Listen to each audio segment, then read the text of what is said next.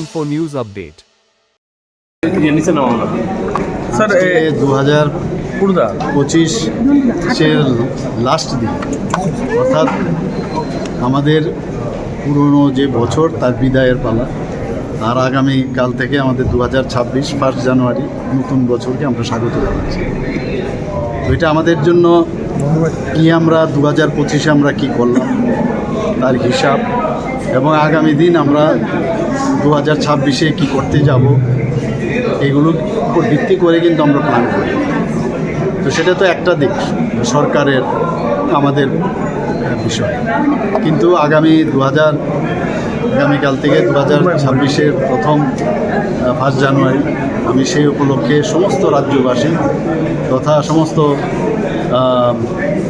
দেশবাসীকে আমি হার্দিক অভিনন্দন শুভেচ্ছা জানাচ্ছি। আর বিশেষ করে ত্রিপুরাবাসীকে আমি একটাই অনুরোধ করব, আমরা যে নতুন ত্রিপুরার কথা আমরা যেটা বলছি, যে নতুনভাবে আমরা ত্রিপুরাকে প্রতিষ্ঠিত করব, যেসব বিষয় নিয়ে আমরা যেভাবে চিন্তা ভাবনা করছি, এটা কিন্তু সরকার একা করলে হবে না, সবাই মিলে যদি আমরা করি তবেই আমরা নতুন ত্রিপুরা আমরা গঠন করতে পারব।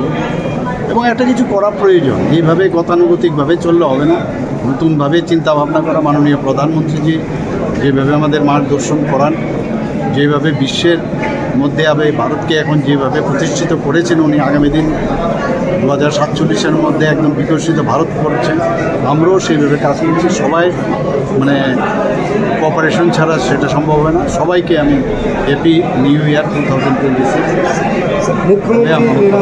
मुख्यमंत्री निरामय इसका जो लॉन्च किया इसके पीछे मूल मकसद क्या है?